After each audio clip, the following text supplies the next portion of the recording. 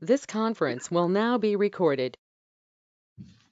Good evening. The time being 4:46 p.m. I'd like to call the meeting of November 4th, 2021 to order.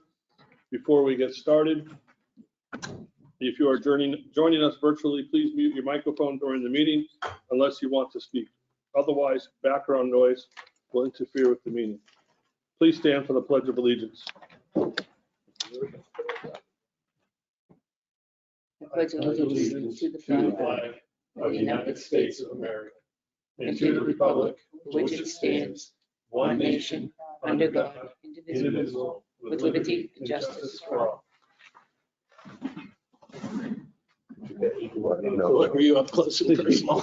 Next year, when we get the new person who voted in, they get this seat. So they can go nose to nose with the flag. We tried to move it. Well, last night it was over there, so I don't know. So let the record show that all selectmen are present except for Selectman Jessman, who is out sick this evening. Also present is Financial Director Tim Pearson, Director. Yep, that was his name. Yeah, and Last time Jeannie we checked. Forster. All right. And Oh, hi, Kevin Duvall, Highway Director, also present. Kind of blend in with the background here. Camouflage. All right. First up, review and hopefully approve the public minutes of October 28th. Did everyone get a chance to review those?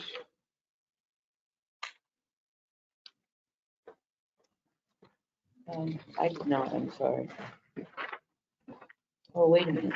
Hold on a minute.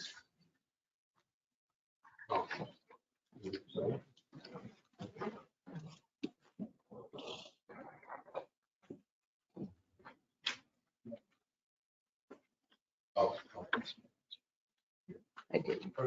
You did? Mhm. Okay.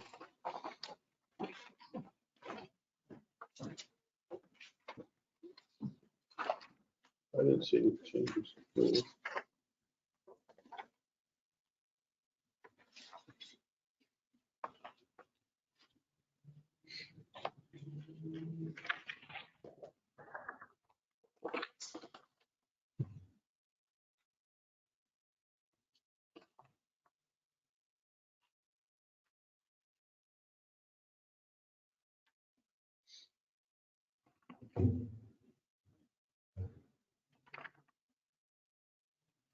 Make a motion, we accept the minutes as written. I'll second that. Any discussion? All those in favor of the minutes of October 28th, say aye. Aye. Aye. Opposed? Motion passes. Next, accept the $300 donation from James Johnston to the Tilton Senior Center. Second. Second, motion and a second. James Johnston. Oh, okay. I know who that is, kind of. All right. Motion and a second. Any discussion? All those in favor say aye. Aye. Aye. Opposed? Motion passes. Thank you, Mr. Johnson, for your generous donation to the Tilton Senior Center so they can continue their mission. Next, the 2022 budget review. First on the part, we're going to discuss the tax rate. Just briefly, I just want to make sure we get this in. So we were waiting on the county to come in. That's what we've been waiting on for quite a while now. And that just came in the other day when I sent you the email. Hopefully you've seen the email I sent regarding the anticipated rate. As you're aware in your to be signed folder, there's a revised MS1 that contains some changes that was described by our assessor in a memo to the board.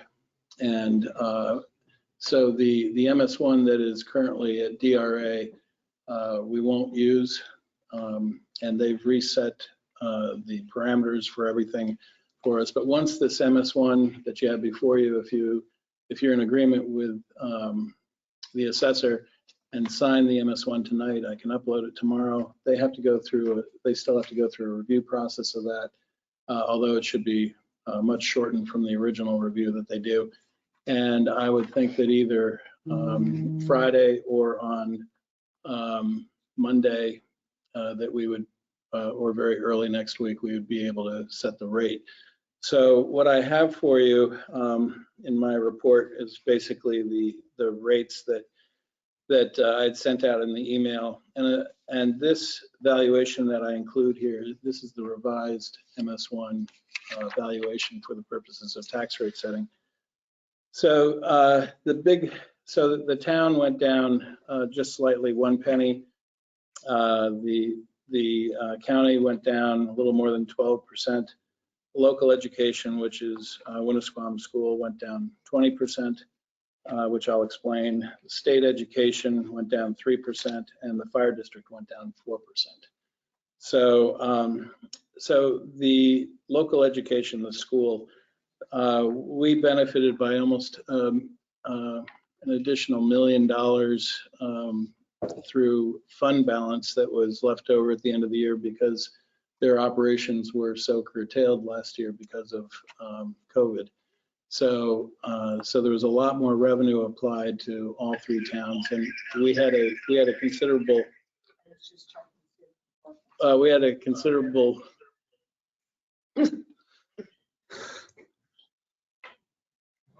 we benefited considerably from that. So that is an anomaly, though. As you can see, it went from $9.49 to a little bit under $7.60, and that will not repeat. So Enjoy it. Enjoy it while we have it. And really, what that amounts to is that we're looking at nearly a 10% reduction in our overall tax, and that's really significant. As long as I've been here, we've never seen any kind of changes this dramatic on the tax rate in so many different categories. So I think our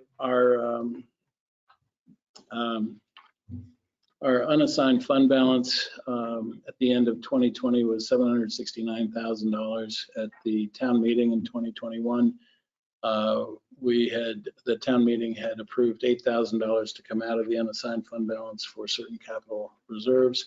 So it really leaves the board with $761,000 of unassigned fund balance if you chose to use some of that. But I would highly recommend against doing that, because we're going to need every penny of that next year to try to soften the blow of the school that's going to reappear on our rate.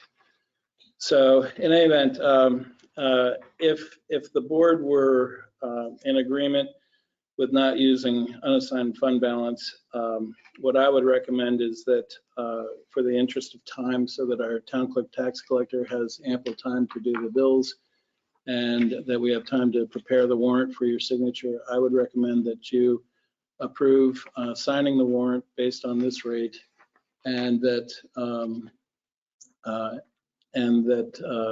you provide me with a not to exceed figure of $18.60 per thousand, which, even if there's some adjustment to the MS1 that DRA does, as long as it doesn't exceed that, then I'll be able to finalize the rate for the town.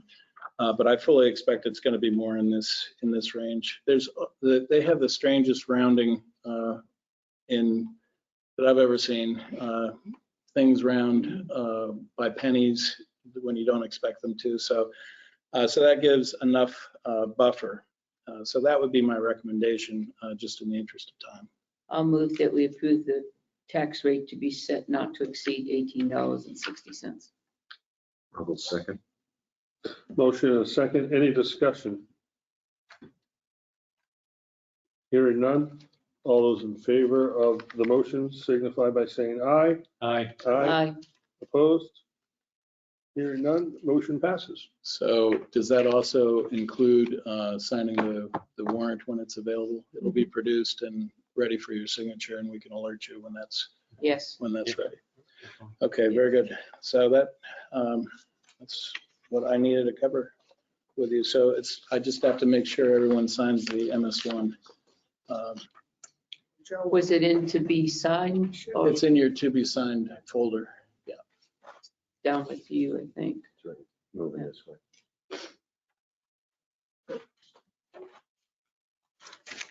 That's it. Yeah, that's it for me. I was just gonna hang out down here in case you need some info or anything. Yeah.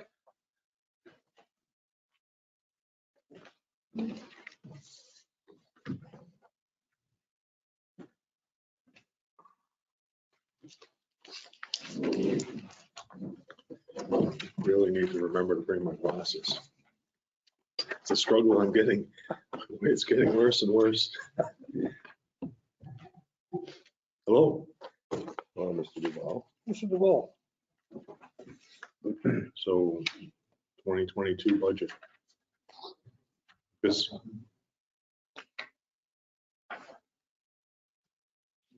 Okay, I have a few changes that I'd like to present.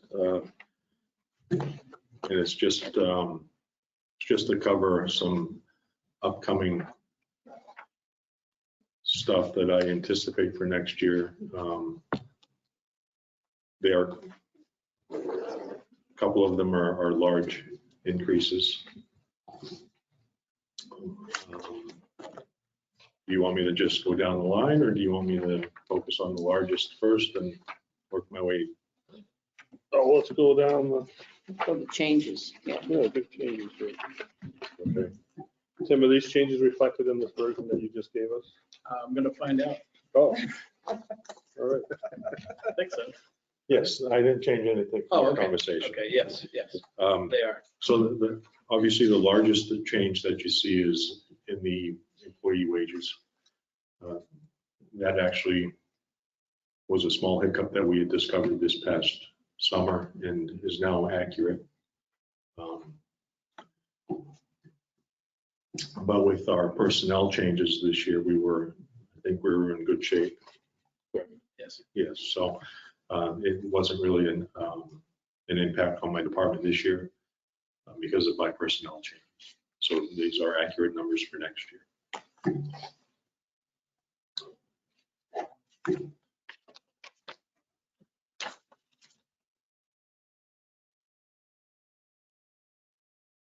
So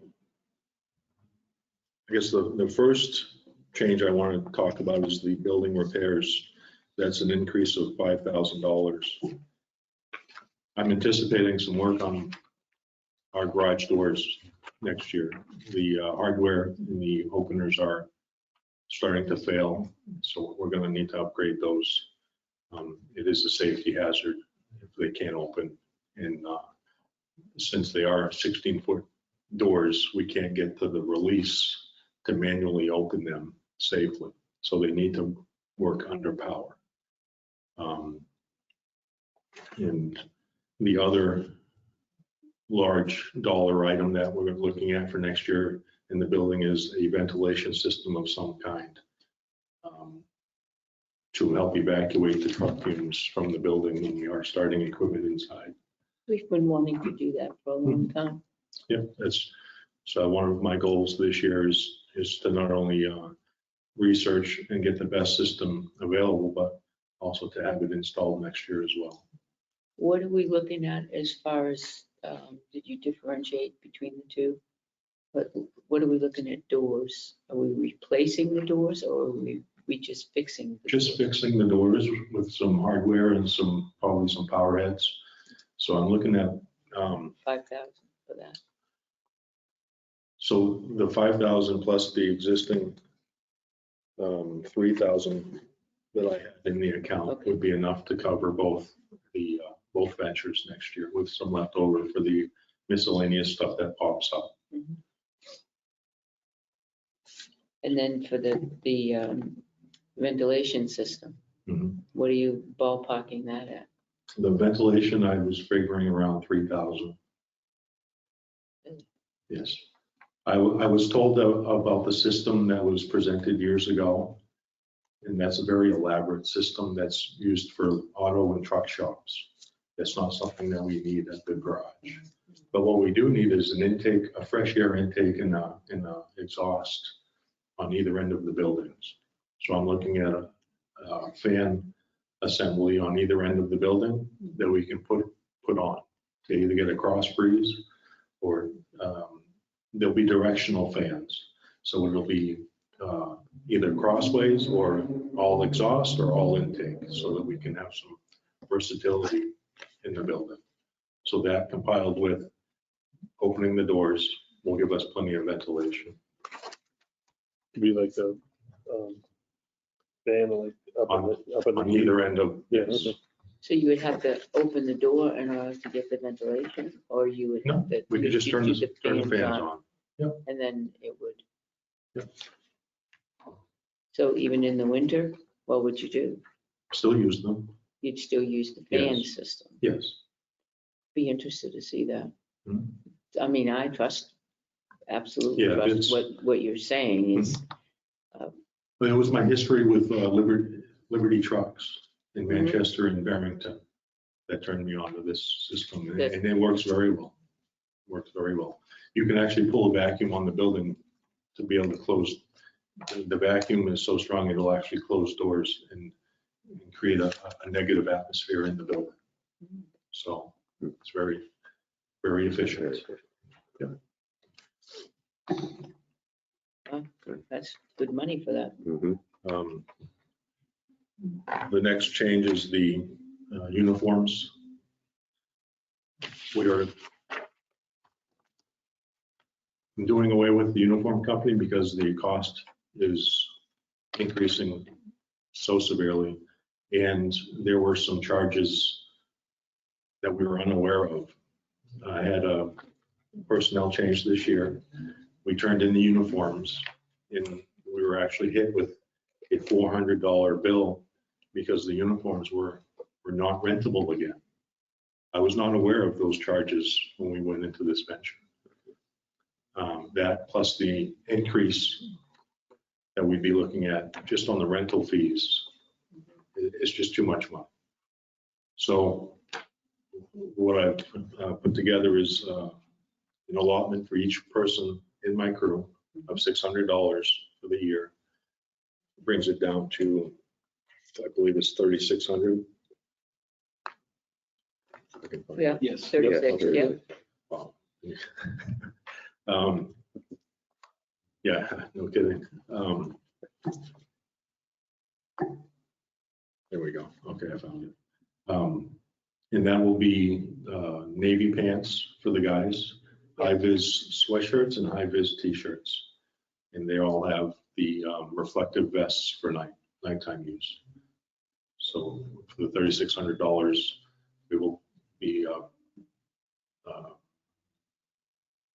full uniforms. Now, do they have shirts like you No, they will have high-vis t-shirts and sweatshirts. with the emblem on them? Yes. Okay.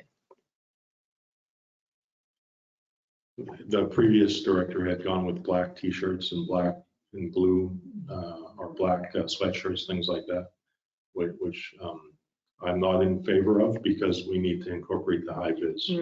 I agree with you on that one. So, I definitely agree with you on that one. And I like the town seal. I like Mhm. that they're, you can see that they're a town employee.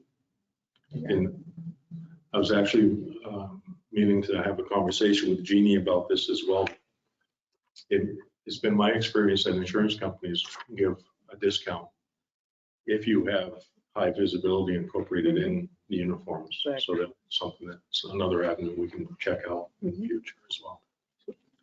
So this is gonna be 600 per employee, I believe so. so you're not counting on any turnover. No, So, because you're buying custom for each person, so. well, the clothes, well, the shirts and the sweatshirts, I buy them in bulk. Yeah. And they don't get their names on until the person's hired. Mhm. So that I don't have a bunch of t-shirts with John or Pete or once the person, if the person is still here and he needs a t-shirt, I have it embroidered with his name and the town seal and it's given to him. So The Those are the ones with the high vis on That's it, right? correct. Yes. Now, this excludes the boots. Yes, the boots are in They're in a the different line. line item. Yes, Okay. in the safety line. Which I should go to that one next. The increase in that line is reflective of our new hire of an additional crew member Yeah. with the boots and the PPE, which is the personal protective equipment, Mhm. gloves, safety glasses, things like that. Now, I know in the past that we've got a winter jacket of some sort Mhm. for highway. Are you doing that for the new hires that we have now? Yes, Okay. they're actually $65 a piece. Okay. They're, and I've actually put those into my safety line as well, Okay. because it's considered rain gear. Mhm. So it falls under the safety as far as I'm concerned. Okay. So are you still looking for an additional employee? We are. In fact, I have a interview scheduled with a gentleman tomorrow morning. Nice. So hopefully that'll come out of this year's budget. That's correct. Um,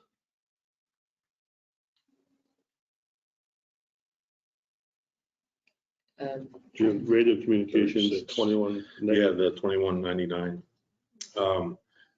Our radios are in good shape. I don't foresee having to replace a radio for some time now, so I felt pretty confident reducing that number.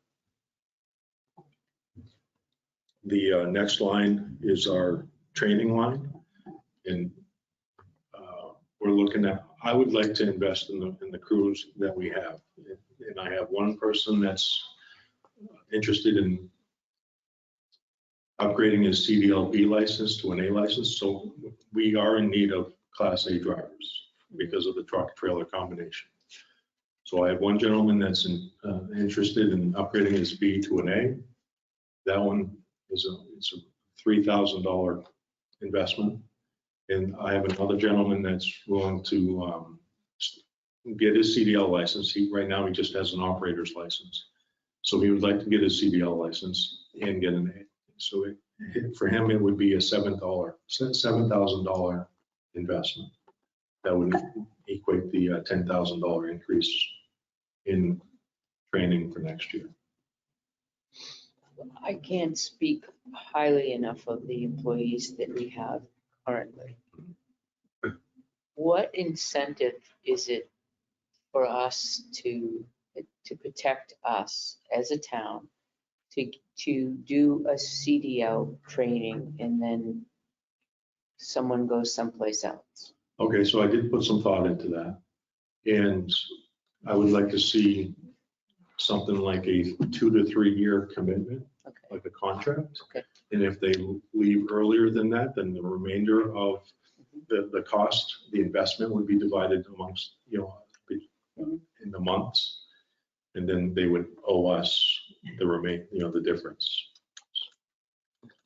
Say that again? Pay for So- the school. We would They pay for leave their early. schooling. We would have them sign a 2 or 3 year commitment after they pass their test. Tim would divide the cost of the school amongst like 36 Prorated. months. And then if the person leaves after a year, then they owe us the 24 months.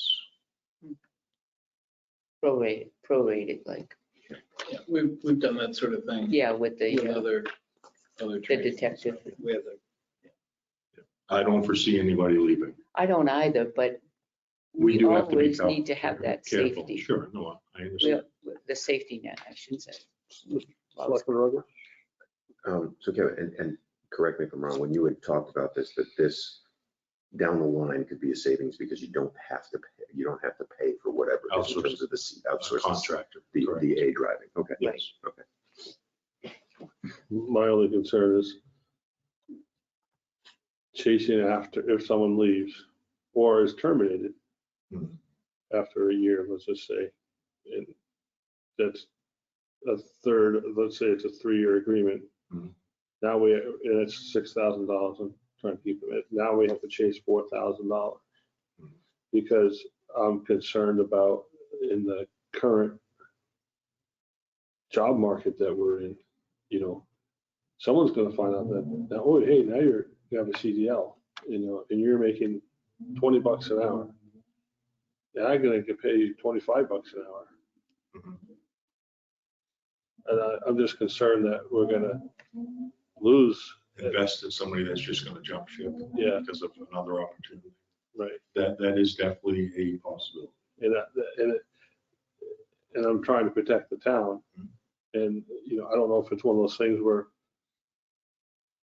they pay for it and then we reimburse them based on their grade or I guess it's pass or fail when it comes to a driver's license. It is pass or fail. But I'm just worried about, we're gonna be chasing $4,000.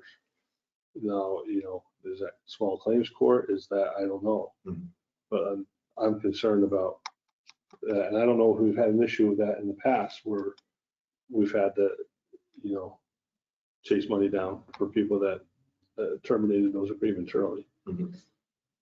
I'm not aware of any I don't know. situation. We haven't had that issue. So, But oftentimes when employees leave, we're paying out paid time off and other components. So If they owe, we can deduct more than it. likely, there would be a. but is that offset of legal, some kind. labor law wise? I mean, it's a chance you take, it's a risk. I mean, No, I know. the alternative is you don't invest in employees and you don't have that expertise. And you're spending the money elsewhere because you don't have that expertise. Well, the other thing is that the expertise is what you're paying for, because they could, you know, go and home study, let's say, and get online a CDLA, and then, you know, come to the garage and, you know, maybe trickle down a few trainings and maybe go take the test. Well, that's just it. By luck, you know, take it and pass it by luck. But if you want them properly trained and in a CDLA, this is the way to go. This is Well- what you're doing. At the beginning of the year, the state actually changed the law. You have to be certified. You have to be taught by a certified instructor. No, So we're committed to, for A's. for any CDL For B license. Yeah. So that's another scenario is that one of my crew members goes out and gets his CDLA license on his own. Then he comes back and he demands $3 or $4 increase in pay. So, you know, he's going somewhere else because we didn't invest in him. So, Well, with what we pay them mhm, with a CDLA, it's a lot more than $3 or $4.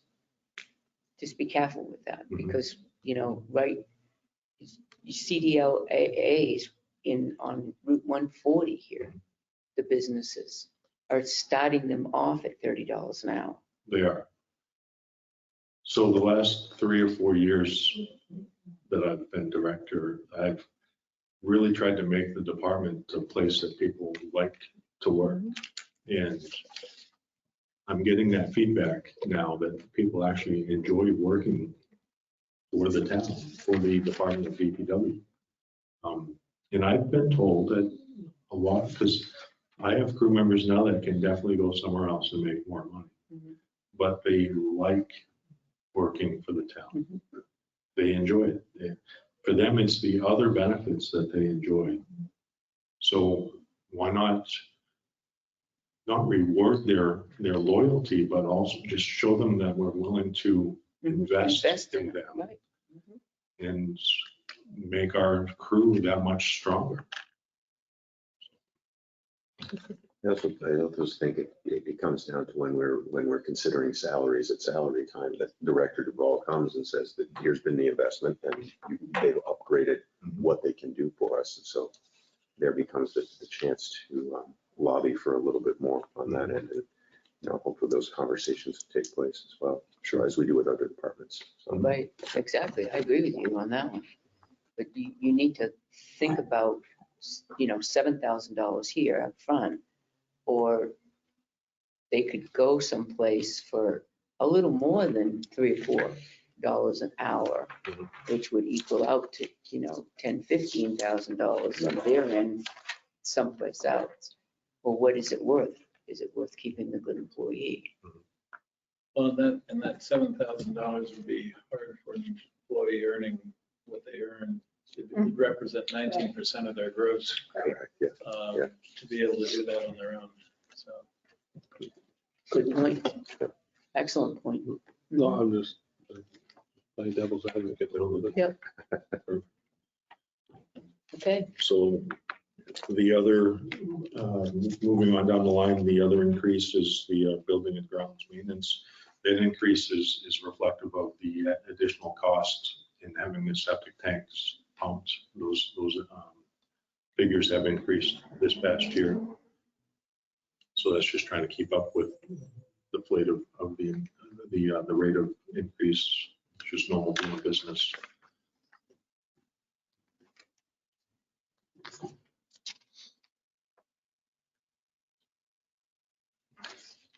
The $300 increase for signs and safety, that was the additional crew members, so that would be the boots and gloves, PPEs.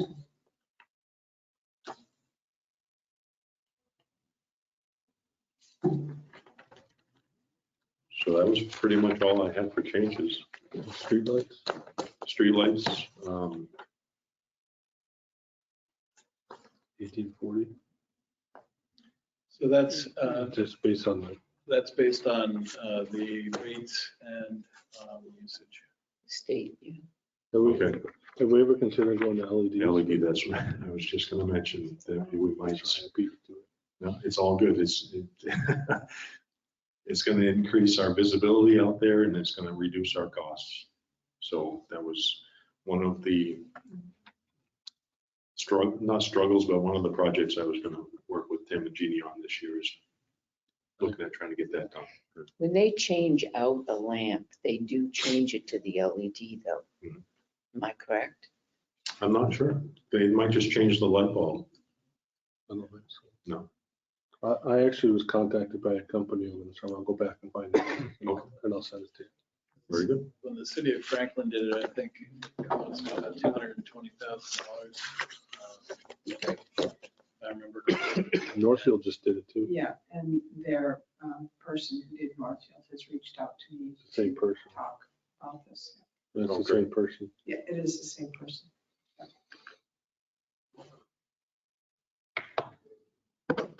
Be interesting to see the number on that. Yes. Because there are some, about 6 or 7 years ago, we met with the state and there are some lights that shouldn't even be lights. Mhm. That should be off the. And then we asked for some lights where there should be lights. They bought us on them. So there were two other figures that I should mention. And that's the roads, bridges, and sidewalks funds. I believe we're gonna go with the 90,000 again this year in the equipment fund. The 35,000 that's normally put in. I got one thing for you, just because you're here. Shoot. And I didn't know. it. On Cedar Street, Okay. at the old Daniels Well property, Mhm. across from the end of Maple Court, Yeah. there are markings for dig safe. Oh, really? Yes. I thought the town has a policy on digging a newly paved road.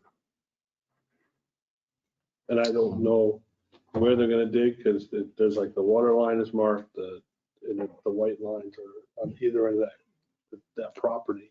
Okay. And I don't know what they're planning. And I didn't know if you had been brought aware, because Yeah, nobody's approached me. I would with any- imagine they had to get some type of trenching. Yes, they permission. would have to put in a trenching permit to dig the road, and I haven't been aware of it. Well, now I you. will take a look. Yeah, I don't know. Absolutely. No, it's, I just happened to see it and I'm like, oh, look at that. sometimes things happen that I'm not aware of, and I drive around and Well, I know we already had to dig into that road one time. yes. Well, it's within, I think the ordinance says within 2 years, right? Is it 2 years or is it longer? No, it's I don't- 2 years. I thought it was like 5 years or something. It's 2 years, right? 2 years.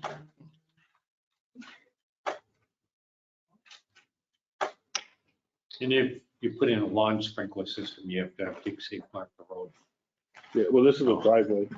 It's just a garage. Oh. So there's like a driveway and there's a garage. And no one lives there, but I don't know what they're doing. Okay. And I don't know if 2 years is up, I don't know. They've been storing trailers. You know, Maybe they're paving the driveway. No, they might be, yeah, they have, even if they're just removing asphalt, they have to dig safe. So Yeah.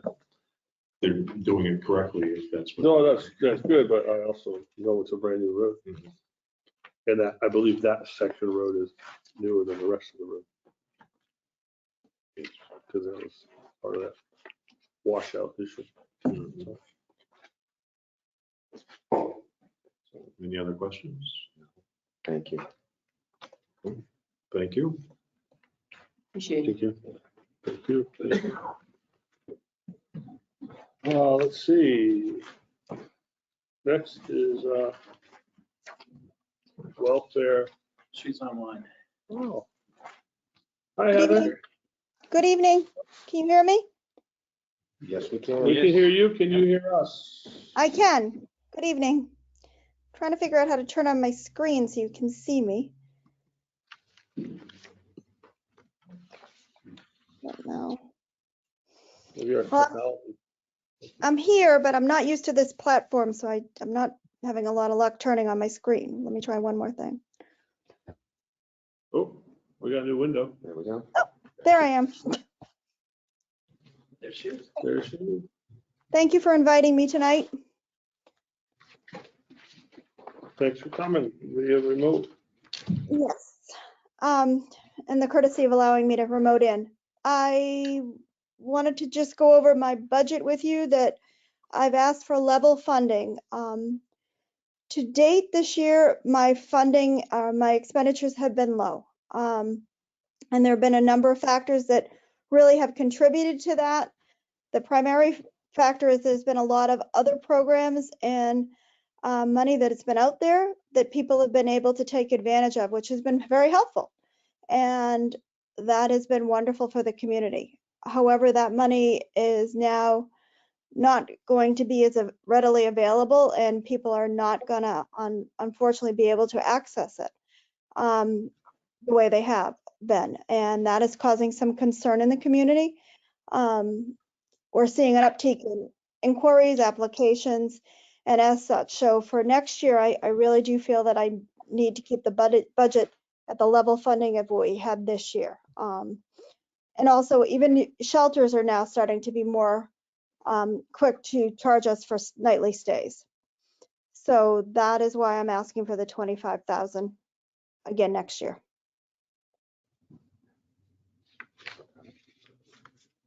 All right. Anyone have any questions for Heather? I do. John? So Heather, with, nice to see you. Haven't seen you for a while. I know. The rental stuff and people not paying their leases and stuff like that, has that been impacting, or do you expect it to now that their rents are actually being due? I think it's starting to. Unfortunately, I've had a couple inquiries in the past 2 weeks. I've literally a couple in the past 2 weeks on that front. What I have seen is more homeless people popping up out of the woodwork. So that I think is going to be a bigger issue. And again, like I said, we're seeing the shelters now charging us for nightly stays. There was a program that actually covered going back 36 months. So some of people were able to take advantage of that program to cover back 36 months worth of rent, which helped out a lot of people. Thanks. Pat? No, I don't have any questions for you. So Heather, when you just said something that they, the shelters are charging us for stays. Is that a practice that was not in the past? Some do, some don't. Unfortunately, we're finding that it's now becoming more of a case that we're finding that more shelters are charging us for stays. between $20 and $25 a night is becoming the norm. Is there a Which is cap? better- No, not necessarily, which is better than paying for a hotel. And also, a lot of times with those shelter stays, you're getting some support and some feedback. For instance, I can call and say, how's it working with case management? Are you getting them on waiting lists for housing, but that they're not giving me feedback? Those type of things. So that's a good feature of getting a person into a shelter. And that also puts them at a priority sometimes for housing. So those are good features. And again, it's a lot cheaper than, $100 a night, which is the average hotel stay. All right, thank you. I guess from Oh, John? Heather, I didn't know if we realized any recovery funds over the last year or expected, or anybody had any huge windfalls. Wouldn't that be nice? Frequently when the law is very clear that if somebody owns property that I put a lien, but frequently when I explain that to people, they look for other resources, or we strategize around other resources if they own property before I put a lien on, but I haven't put liens on it in a number of years, just because of the fact that there are sometimes other resources, whether it be a program through community action or not. So I don't see that coming in. I wish there was. I make sure that people understand that this is a loan and people are expected to pay it back. But my clientele is really living on the margins. So if they're gonna, I one time had a client come in and they said, I'm gonna pay you back. And they started to come back. This was probably 15 years ago. They came in and they were giving us $10 a week, but then they were still coming back and applying. So that defeated the purpose of them paying us back if they kept applying for help. Do you see what I'm saying? So, that we don't see a lot of people who are able to economically survive and get on their feet. Occasionally that does happen, and it's great when they do, because we definitely take it. But unfortunately, we haven't seen a lot of that. Okay, thanks. You said you're seeing more homeless. Is it families? Is it just? It's all we had this week. We've had 2 families, a single man, a single woman, and then another single woman. So it's across the board. Do you think maybe the weather is contributing, getting colder nights? And it is getting colder nights, and there are people who have been couch surfing. There's been people who have been staying out in tents. There have been people who have been staying with friends and family. I had somebody who has been staying with a relative that wasn't supposed to, and the landlord caught them, and the landlord, was accepting a subsidy for that tenant. So it's a variety of reasons what sends people to us. Another call was somebody, the VNA came to visit someone and found that there was somebody else living there and said, this person really needs to get help, sends them in. So you never know why, but a whole variety of reasons. thank you.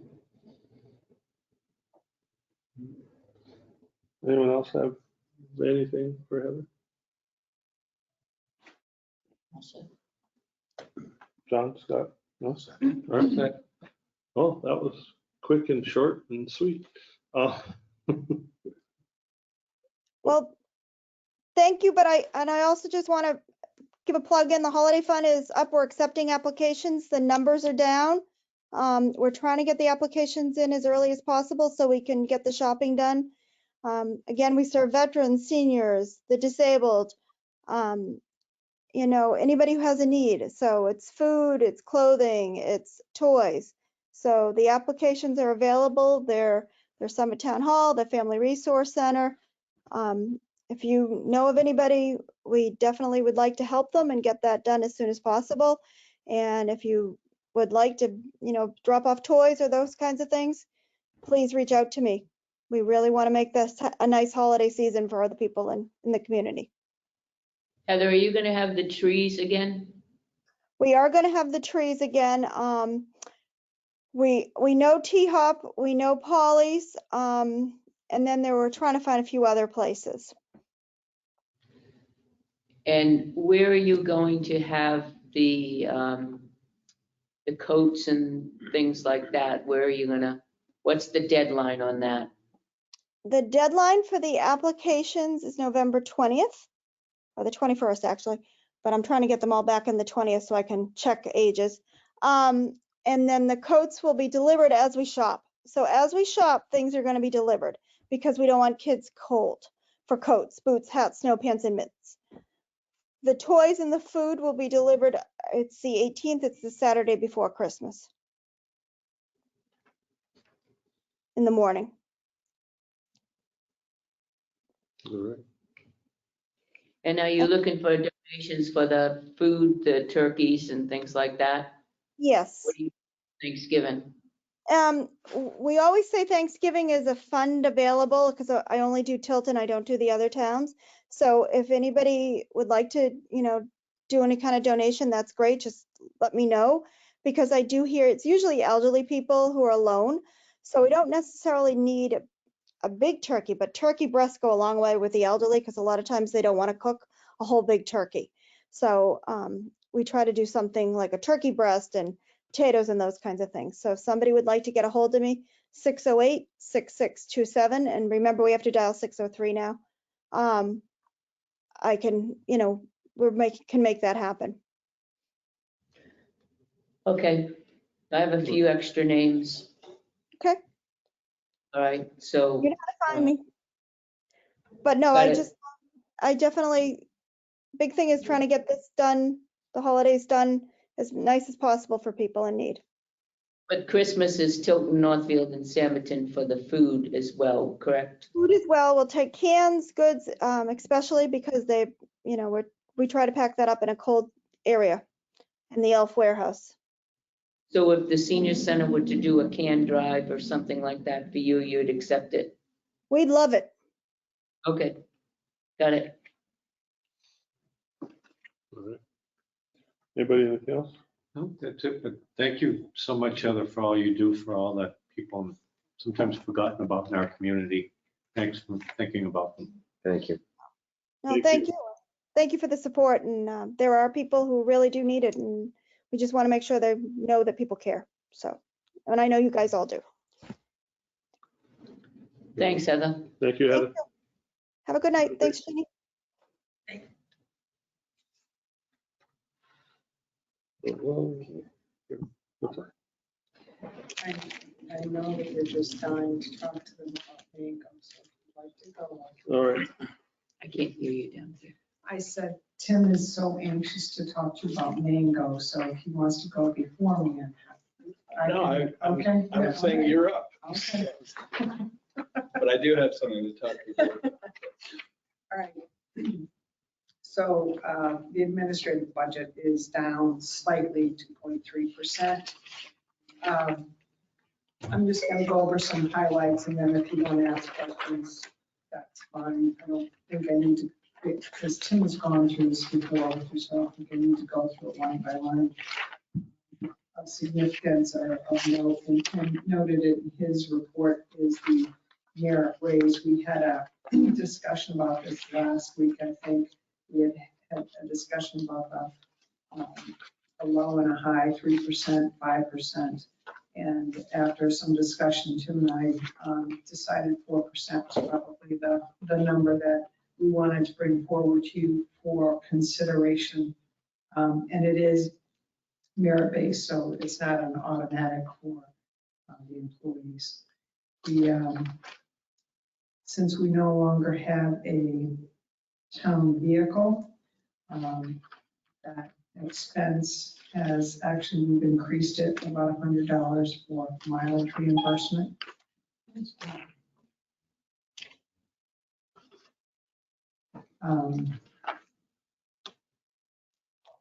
Well, I have a question on that. Yep. Are we doing just a stipend mileage reimbursement, or are you going by the IRS mileage reimbursement? We're going by, as we discussed this last week, I was going to come up with a revised policy that would be based on the IRS. Okay. mileage reimbursement. Yep. Under administrative equipment purchases, which is on page 3 at the top, you'll see there's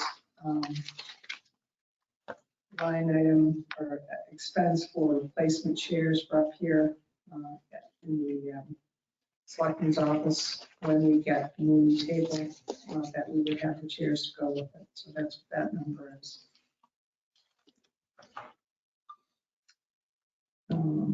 Vehicle maintenance, obviously that number comes out, the $250 comes out because we don't have a vehicle we have to worry about maintaining.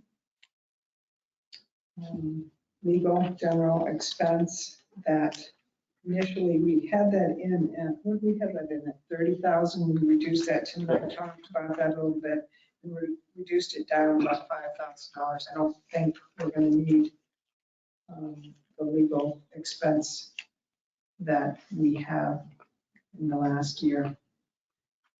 Town hall maintenance repairs, which is on page 4. There's a significant reduction from town hall maintenance repairs. We didn't discuss this, Tim, but I'm assuming that's the air conditioners that we spent the money and now that's no longer necessary. So that came out from PCF. The department requested $4,000. So there's no other projects that have been going on for years and years and have not been done that you want to get done? You just want to put the 4,000 in? There's, right, I mean, there are some other items that we're looking at. For instance, the doors need to be replaced. We are doing the town hall assessment, but we've got to see what they come back for recommendations in terms of any kind of improvements or preservation of the building. So we'd be a little bit ahead of ourselves and we'd be guessing on that. But there's also ARPA funds that, for instance, with the doors down here, that we would expect that we would use some of the ARPA funds for that. And I'm not aware of anything else right now. Mechanically, I think we're okay in terms of the boiler. I don't think there's Pointing on the back of the building. What's that? We've been trying to get the pointing on the back of the building for years. Right, but the pointing, if you remember, we had an expert in preservation, and that's part of the town hall assessment. And he has looked at that side, and we're waiting for the final report. That, remember, we got the LCHIP grant. Oh, yeah. Okay. So they're working on that. And they included that in? Yes. that's Okay, correct. I forgot that. Yeah. Thank you. But I will tell you this, that when we did have him come and look at that side of the building, it's not as in bad repair as we thought it was. He said eventually it's going to need to be repointed, but it's not like it's going to fall down on us. There's no imminent danger. Well, because Onions did some work on their side, and because the water would come this way and then back over and then back like that. Well, they did some renovation on their side, which doesn't do this any longer. So we, it's stable where it was maybe 6 years ago. It's just stayed there. So we've just been saying at some point we need to get that done, but there's a lot of companies that won't do it because of the scaffolding and getting scaffolding in there. Right, and that's a challenge, but the company that we have been working with has somebody who will do that. We've also been working with the Tilton Inn to give us accessibility once we get to that point. They've been very good in terms of letting the preservation people come into their building and look out the windows to get access on this side because the buildings are so close. So. Get someone skinny to do the repairs. Right. And a lot of the other line items are things like workers' comp, liability, and employment. That it's pretty much it is what it is. So I don't know if you have any questions for me.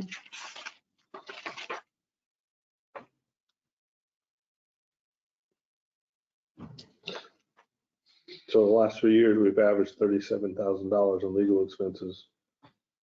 And confident that we can get it done in 25,000 this year. I don't see, we had some big hurdles in the last probably year and a half that I think that's all been resolved. And plus, there's also usually higher legal expense around a reval time period. So Yeah, that was last we're year. right in the middle. Yeah, okay. Just making sure. Knock on wood. Did I miss anything, Tim? I do not think so. I think that you have a command of your budget. Well, things sneak their way into my budget sometimes. That's right. I do have a few updates I'd like to review with the board based on the meeting last week. That's appropriate at this time. We are in budget discussion. We are discussing budget.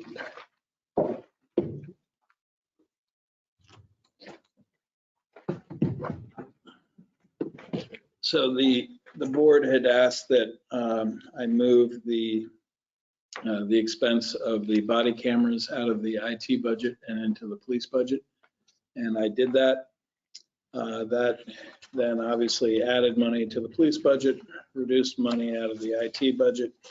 And there were a couple of other little minor changes once I got some additional IT information, but I don't think it exceeded $400 difference from prior to that. But we're still waiting on some numbers from Avatar as well. We don't have their figures for the new year. They're unable to give them to us until usually late December. So in any event, and of course, budget is a plan, but that's one thing. The other change was that in land use, the land use coordinator decided to remove the plotter from the 22 budget, as we're intending to acquire something with 21 funds. So that was removed. That was $3,000. There's more work to be done there, that as she has researched and talked to other land use departments. It seems as though combining the printer plotter with a scanner, which is kind of a step up, is something that most departments say is really important to do, because then you can take any plan, you can scan it in, and then you've got it to manipulate it, to work with it. You can print out portions of it. So that was highly recommended, and she's looking into that now. She's looking also into some equipment that was recommended by a few other departments. So I'm sure we'll be hearing more on that soon. Outside of that, I didn't know if you had any questions on either finance or information technology from before. I think I've pretty much covered those in pretty great detail. I did review the town clerk tax collector's budget with the interim town clerk tax collector, and just so that she had an understanding of what the budget was, because it was largely developed either by the board in terms of the salaries, or from Cindy, or the historical information based on prior elections. And she was fine with this budget. I'm sure there are some items that she indicated that she wanted to see about changing from what we've been doing. And we determined that there is enough money within this budget, particularly in the office supplies line, to account for that. One happened to be one of the books that they use for fleets that will allow us to use more accurate information and speed things up down in the town clerk tax collector office. So it sounded like a good move, and it's only a few $100 expense. So anyway, in any event, she's familiar with that and seemed to be in favor. But I did review with her, should she be elected, that it would certainly be her option at town meeting to come before the body and ask for a higher salary if she chose, because that is set by town meeting. And at this point, it's set by the board, but they've been, so she's aware of that. And I, just as an aside, I hope you all saw her update regarding her office. They've really been doing a phenomenal job down there. And it's eerily efficient and quiet. There's a whole, am I wrong? It really is, it's going very, very well. You all should be very pleased, and it's a credit to Kim. She's just really done, and to Becky too. I mean, Becky has come up to speed so quickly, and Kim has done just such a marvelous job at just 10 steps ahead of everything that needs to be done. So. I had a question on town clerk tax collector trainings and dues. Whereas whoever we end up getting as a town clerk tax collector, might need more training, whether it's an elected position. And you had asked me that before, and I checked into that right from the president of the association. He said the trainings are free.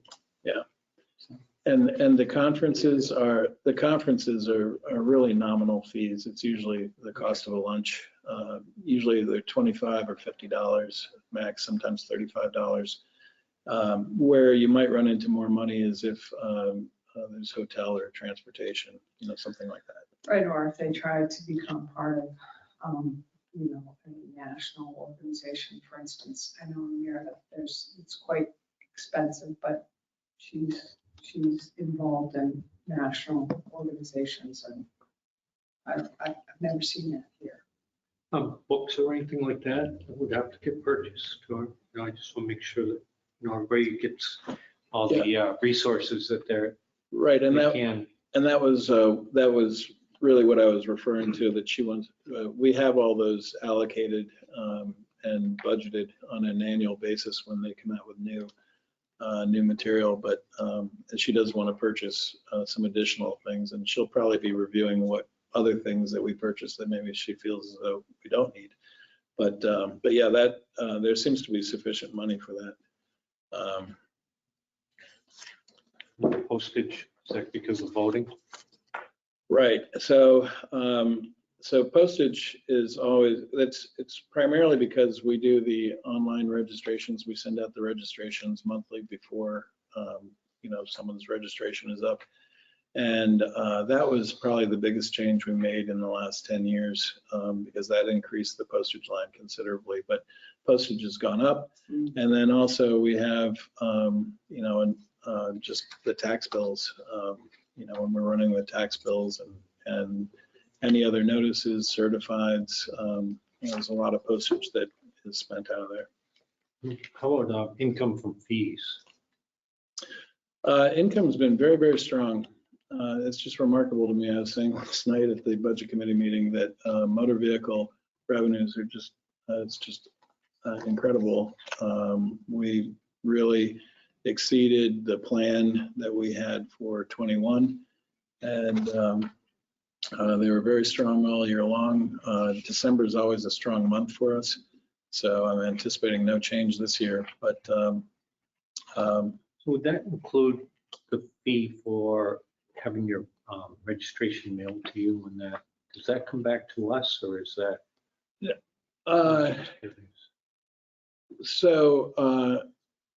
I don't know the answer to that question, but there are a number of components that we receive. The largest is the title, the title fee, but we try to, whenever we're working on revenues, and I usually try to be more conservative on revenues so that we, if anything, we see a better tax rate when we do get to the end of the year, or if there's, there's something that really unexpectedly didn't come through that, that we were anticipating.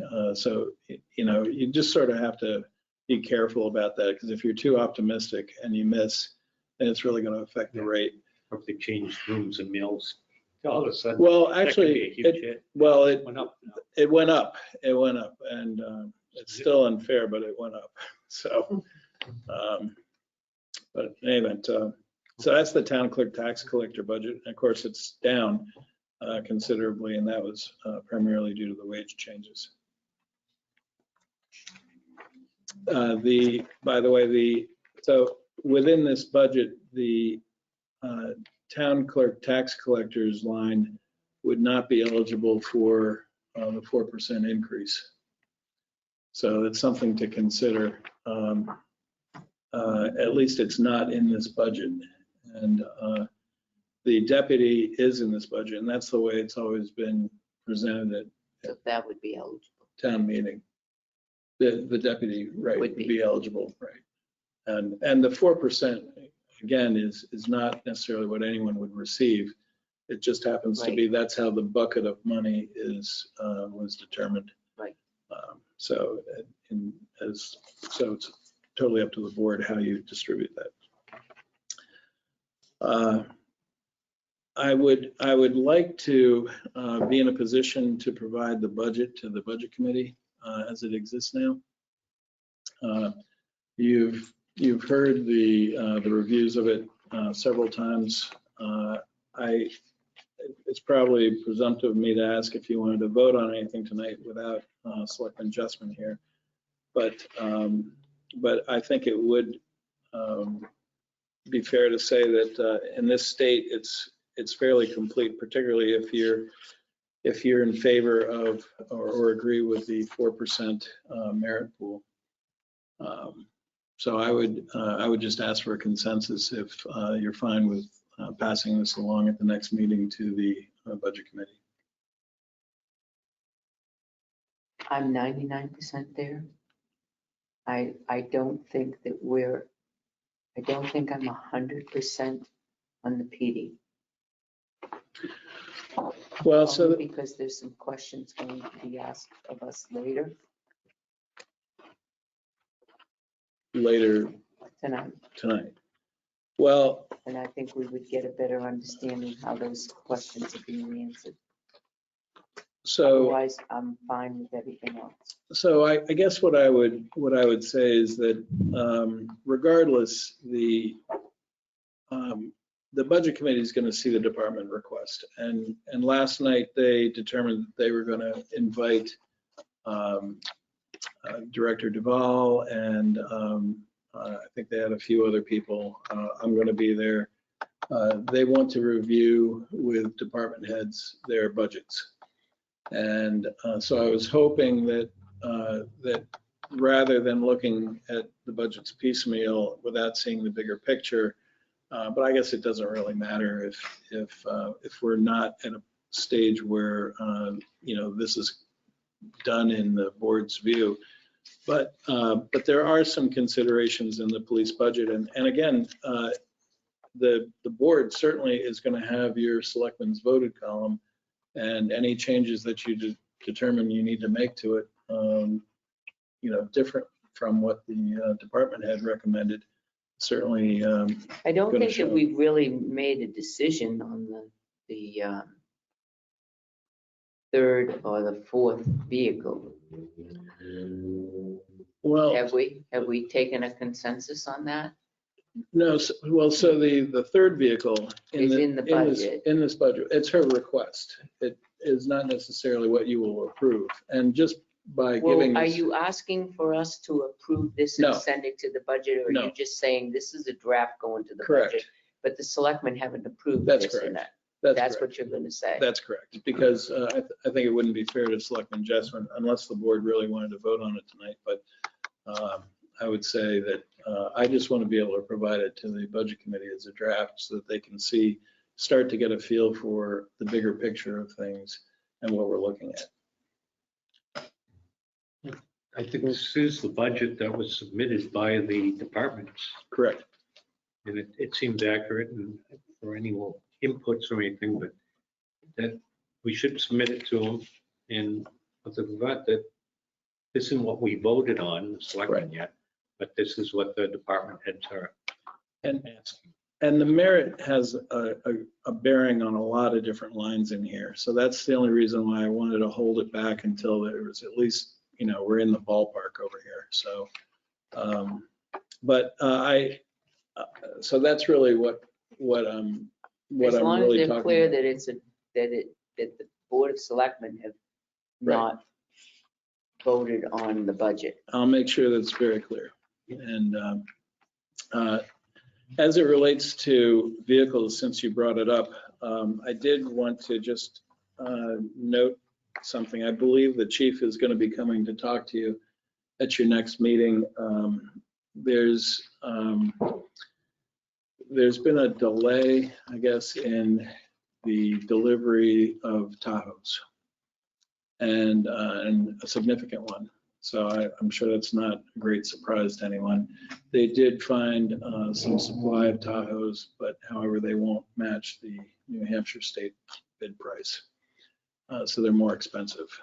And so I think the decision for the board when she comes to you is going to be, if I believe it's her intention to bring you quotes on a different manufacturer, and look at the differences between that, which is our the manufacturer we currently use. But I just wonder whether, whether that's the right solution for the long term, because of all the issues that were brought up prior to that. But in any event, she's planning to discuss this with the board at your next meeting and have some numbers for you. So what did you say on the 19th? That will be on the 18th of November. So to net it out for you, since I'm not trying to be coy about it or anything, I didn't mean to, trample all over everything she was going to meet with you about. But basically, she was looking at going back to the Fords because I guess there's availability with those. The Tahoes that they could get right now are about $5,500 per vehicle, more expensive than the current. John? Oh, sorry. So before she comes to us, I would like that to go before our mechanic that does the service on that. I think he's already spoken. He does not prefer Fords. And I know that for a fact that he's not in favor of changing it. And I know, and I've been down there when he has had to replace some of these things, which meant completely to replace a water pump, to completely remove all of the suspension and take the engine and the transmission out, which is a lot of time and all that, as well as other stuff. And now Ford has made their The analytics software. yes, it Oh, is right, proprietary. right. So that means that now, you start to push for the $5,500 over 3-4 years. Exactly. Still might actually be worth it. Right. And And in savings. So I'd like Kevin to just I think he look at already that has. price. I think he already has. he's been very clear with me. He and I Well, had an if exchange he over thinks this. that $5,500 would be offset by. Well, and really the challenge for me is to find, how that would be formulated for the two that the board has approved. So I asked if they had canceled the order. She said they had not yet. So. No, and my concern is that we lose them if we don't. If what? If you, So the order you get back. what happens if Well- you go with the extra $5,500 one? Well, Are they spec'd out to be a police vehicle? those are police And why vehicles. would they all of a sudden be $5,500? So, well, let me explain. So, and this is something I would like the board's support for. Anything over, say, a threshold of $10,000 that we're purchasing, I think needs to be a purchase order that comes through either the town administrator or finance office, because they will need to cancel the order that they currently have, which is with a dealership in New Hampshire that can't get the vehicles for about a year is what they're looking at. So the vehicles that are available are in Massachusetts, but because Massachusetts dealer can sell it to other Massachusetts agencies at that higher rate, I guess that might be the Massachusetts state price, I don't know.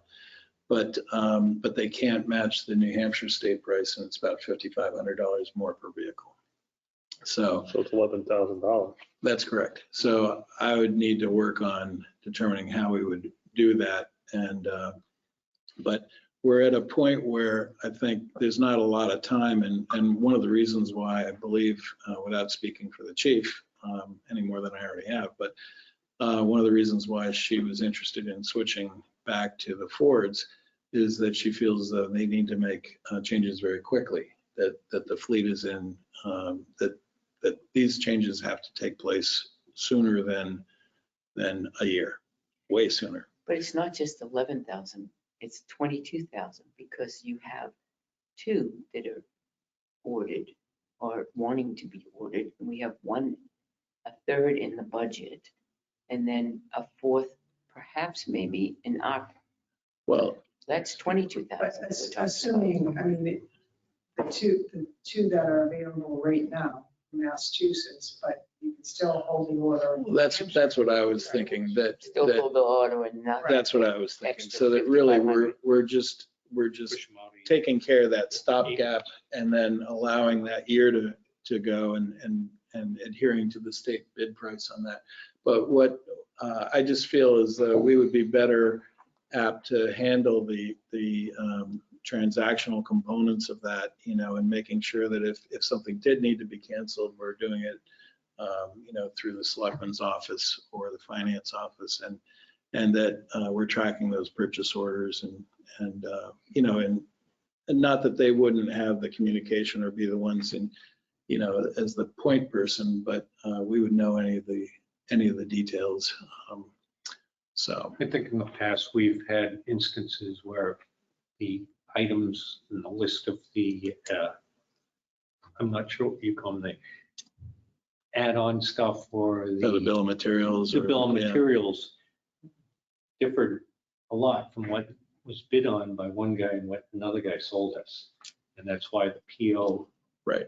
And they didn't match actually what they had bid on, but we had no PO, so we couldn't hold them to it. Right. So, yeah, I like that. Sure, we do have a. Do you want a motion to that effect? I'll make a motion that we require any department, any purchase over $10,000 to come to either both Jeannie and or Tim to reconcile the purchase order. Issue a purchase order. Issue and reconcile the purchase order. To maintain consistency and cohesiveness during the whole process. It's anything over 10,000. Second. Motion and a second discussion. So Is that good enough? Yeah. this is changing, not requiring 3 bids or anything, just bring the, It doesn't change any other components. It just means that when Still have to get the 3 when the bids. board has decided on something, that then the part of the process and internal control for that is going through the selectmen's or finance office. any other discussion? Hearing none. All those in favor say aye. Aye. Aye. Opposed? None. Motion passes. So would am I hearing that it would be the consensus of the board that I should try to find that $11,000 or whatever the exact figure is and come back and report? Nothing in Maine, Vermont. I asked the same question. Yeah, and Abe has done all that work. Yeah. Yeah, I said, make it a wider net, and they have. I could go for a ride. But The other point too, and I'm sure you probably, yeah, those funds are eligible for ARPA. That's correct. too. Yep. So that. The extra funds, yeah, okay. Mhm. Okay, very good. I'll work on My that. concern, and I think it is Tim's, is what we've heard all along up to this point is the Tahoes are the way to go to be around Ford. We're heading down this path and Don't go don't want backwards. to lose Right, these ones that we can get if we can get them. yeah. And time is really of the essence, so we don't want to sit on this. So just because, I just want understanding, should we tell them to go ahead with two? Yeah, I mean, I just think we need to, and then on the other side with the two that are, or the two that are currently ordered, I think we need to stop and think, you know. Where's it coming from? Well, and what- well, where? yeah, I mean, but. Do we need Do we it? hold one and then Mhm. cancel I the think- other? I think- Because one for next year, we could get at the That's current correct. price that we have. I think we could cancel the second one. Yeah, because if the timeline goes a year out, then it goes on to next So year. this- That's right. Right. So this would be staying with Tahoe. Right. Staying with Tahoe's, we would, and we'll find the money. Worst cases, it would have to be from those ARPA funds. I think we have to, I mean, with supply chain stuff, you know, the two that we have ordered could get bumped out again.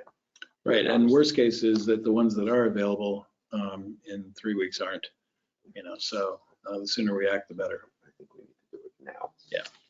So, fiscally irresponsible, but- So is this, does the chief know that you actually No. did her bidding for her? No, No, we did, No. we did it for ourselves. right, it's just, she said that they have been aware of this for a little while, and she was trying to determine, you know, they were doing the research to try to find vehicles and widening the net, calling, and so no, she's not.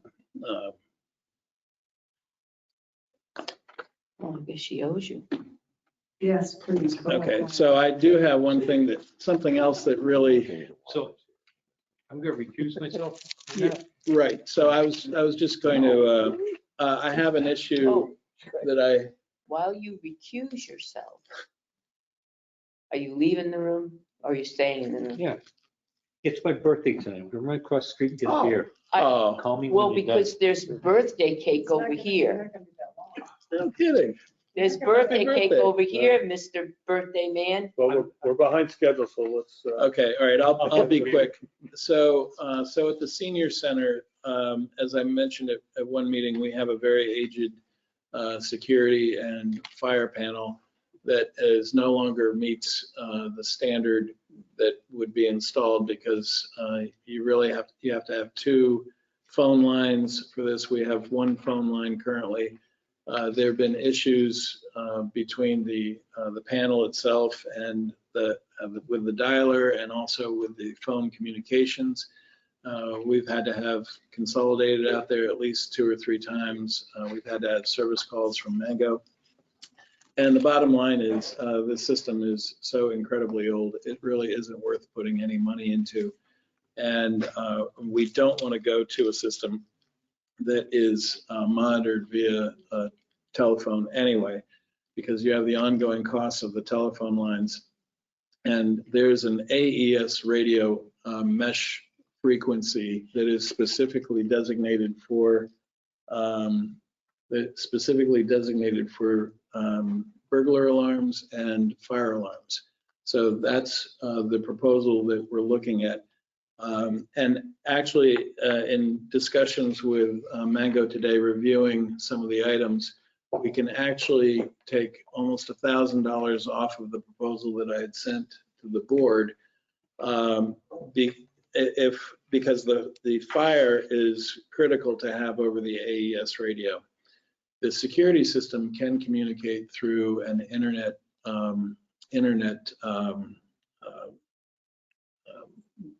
line, essentially, so through a network. And the advantage to having this internet component is not only is it less expensive overall for the system, but it also gives not only Mango the ability to remote in and service it, but it also gives people from the senior center the ability through an app on their phone to cancel the alarm. So as has happened many times, I know Selectman Constantino has been at home, the alarm goes off, somebody calls her, says, I can't get the alarm to go off, what do I do? And she's trying to stuff them through it over the phone, whereas in this system, she could use the app on her phone and turn the alarm off.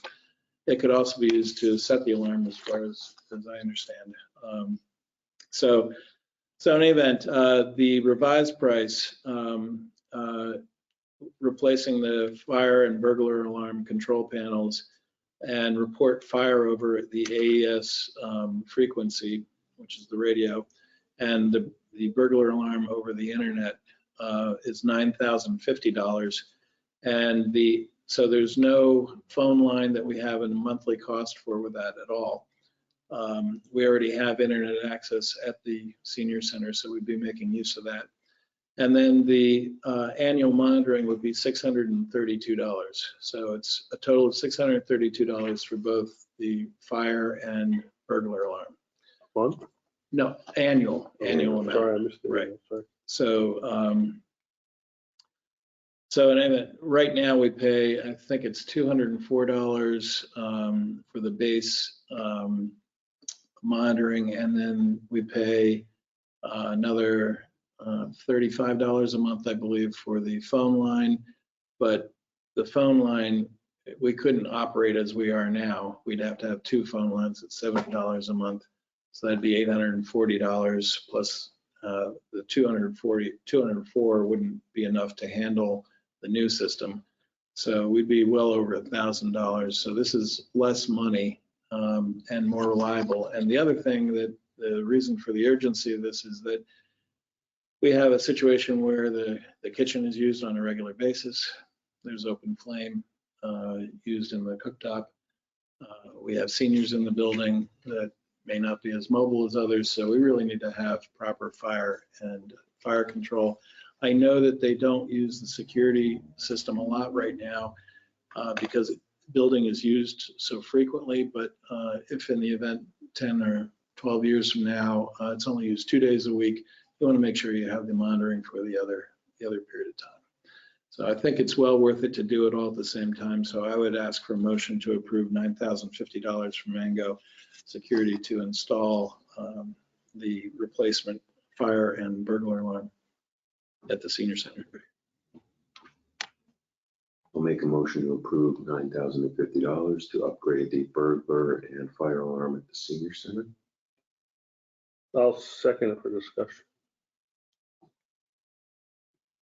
Just for a piece of history, this alarm system, fire alarm system, was in well before the senior center ever even got there.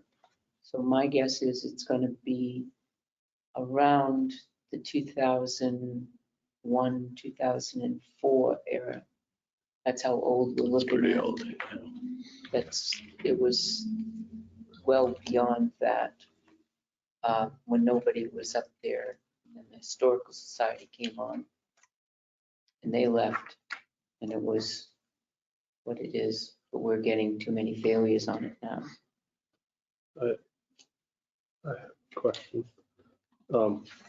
As some may or may not know, I'm trying not to label a company, but the internet service isn't as reliable as some would like.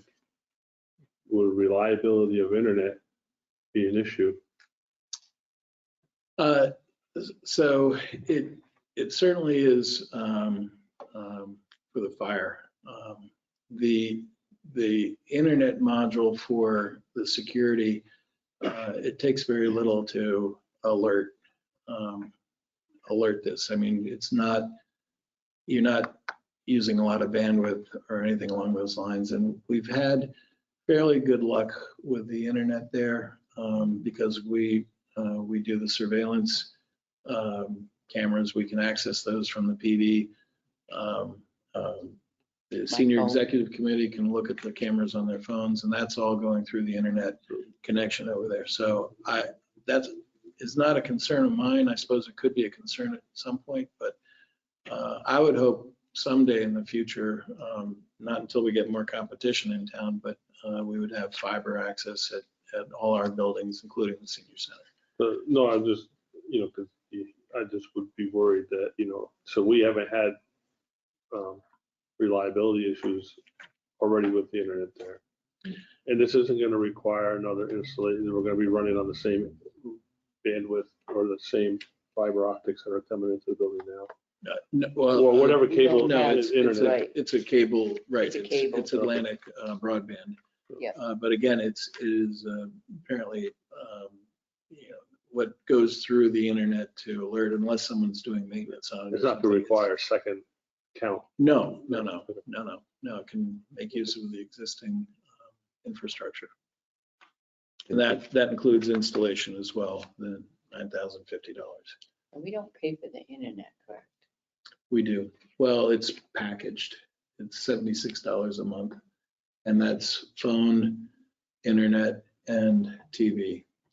And that's how you get the TV channels down there at that cost. I thought Otherwise, we there would have. was but there's one thing, if we didn't have it, it would be free to the municipal. There is a no cost, but it's harder to get that now. Okay, got it. In terms of maintainability and upgrades in the future, this puts us in a position where potentially less cost, obviously. I would think so because it's current technology. This does so the panels are being replaced with new panels. Not every component within the building where you have I don't know what they call them, actuators or things to alert people to a fire. Some of those will be replaced, but some of them were newer modules anyway. So they believe the horn doesn't have to be replaced, but it does include push some. button too for the ambulance, right?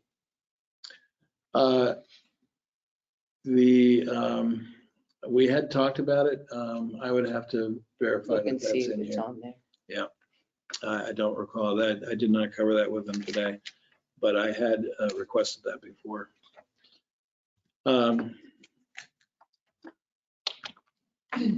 And this would be paid for with ARPA funds. All right. Any other discussion? All those in favor of the motion from a while ago, say aye. Aye. Aye. Opposed? None? Motion passes. Okay, thank you. And if for some reason it doesn't include that button, I'll be back before you at the next meeting and I'll wait to approve it until that time. Did you record a refusal? So let the record show there was a recusal from John Scanlon. Okay, sorry. Thank you. Thanks, Tim. I will move on to Selectmen's reports. Scott Ruggles. So I'll make it brief. Out of the budget committee, we met last evening. We are still waiting. We are still waiting for a little bit of information from Franklin B&A in considering their requests. Financial Director Pearson met with us last night to review expenditures, et cetera, from 2021, just to clarify some of those. And as Mr. Pearson let us know that we will start meeting with departments and some of the other agencies that need to come in beginning next week. All right. Thank you, Scott. Anything else? No. All right. Selectman Jessamine is not here tonight. Just a reminder to the residents of the town of Tilton that the winter parking ban goes into effect on November 15th through April 15th. Also, like to wish Sergeant Kid Keeler farewell as he moves on to another department. We wish him the best of luck, and would also like to welcome our new school resource officer, Alyssa Conley, to the patrol. I believe this week was the first week that she's actually in the school.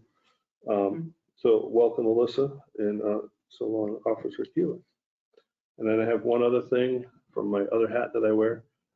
Very soon, hopefully, you'll see our new fire truck moving on the street to Tilton. There's one issue that we're trying to fix with it, where the front bumper is not correct. The angle of the bumper is not steep enough. John Scanlon. So, had a great time downtown for Halloween. I missed you. I saw Eric and Pat and I. Great turnout.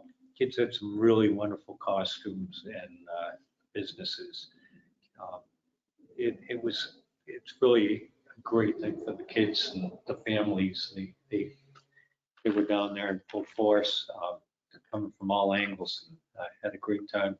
Wonderful, safe place for some of the businesses, won some awards. Pat might have the list of that. I do. But regardless, it was a great time for everybody. So that's about it. I just noticed that, getting ready for winter, the flags are in, your sign. And the other thing I sent out to everybody, there was something on some diesel fuel savings and some money that was out there for diesel idling reduction and stuff like that, that was forwarded over to me from Stan Brown. So thanks, Stan. And that's it. All right, thanks, John. Pat Constantino. We have a fundraiser coming up, a spaghetti supper on November 20th for the seniors at the senior center. Emily is coordinating that. And also on December 4th, we're going to try to coordinate a pancake breakfast for the Boy Scouts. As you know, Chris Can is the one that came and did all the work on our gas connections for our stoves in and out. And he's a Boy Scout leader, and we thought giving back, because he's not charging for us for that work that he did, we could kind of give back to our community and say, let's give them a pancake breakfast, but make it sort of like a fundraiser and give back to the Boy Scouts at the same time. So that will happen in the morning of the Christmas parade, which is going to be December 4th. So hopefully you'll hear more about that. And we were gifted a couple of gift of lights tickets for our senior bus. So we have two groups going out, one on November 27th and one on December 11th. So thank you to our donor for giving us that. It's already full. The seniors have already signed up and we have a waiting list. So I have a question. we should have another night. Do we have to accept that donation? We just got it today, Yeah, we'll have to put it on the agenda. but next week. Is that it? We have, Tilton School went out, raked the leaves, did a great job. There was one house that the group didn't bag it up. They went out the next day and bagged it up for Kevin to pick up. But other than that, they did a fantastic job. As usual, the seniors are extremely grateful for all that they do each year. So thank you from the bottom of my heart. It's a great program. That's it. that's it. Just, Jeannie, I just want to put in the notes for the Halloween for next year. By like 5:45, downtown was pretty much cleared out of people. And we had that event scheduled to go to 6:30 and they opened up the street earlier, but just maybe next year we just shorten the event.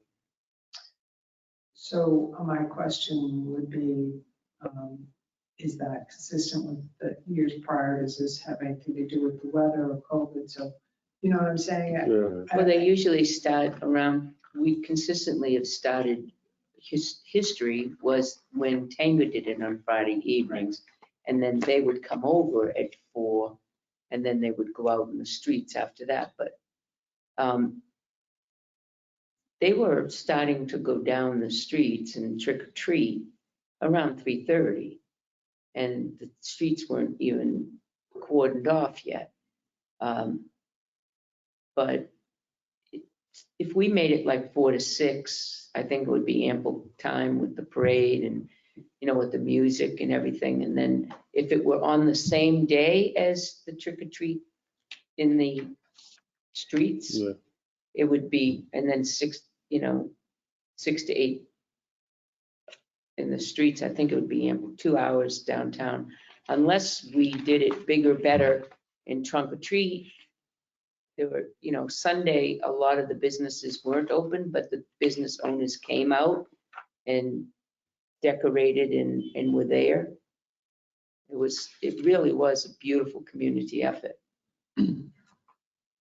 We probably had 300 or 400 people at least, I would say, in around between 4 and 5 That at was least. great. It was huge. That's all. Moving on to town administrator's report.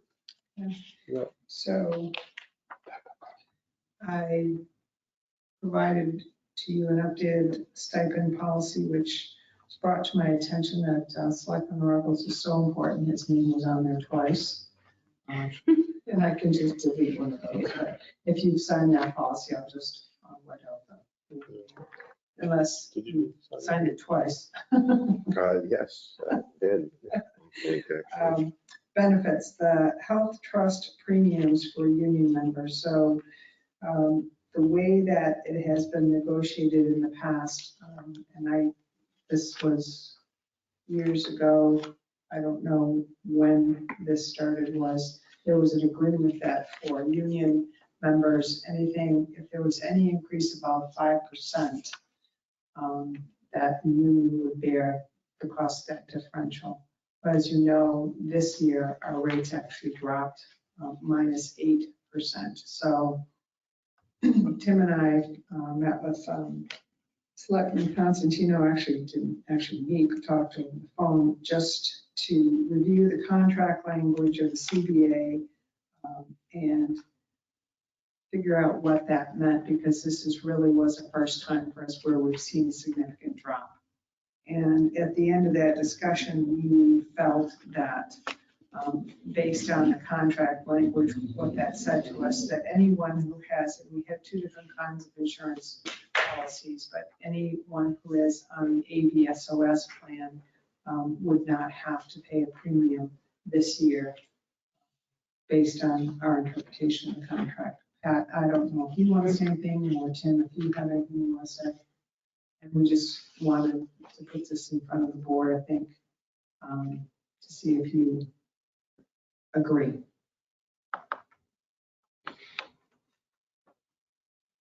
Yeah, otherwise, they're paying the rate based on the increase from the prior year.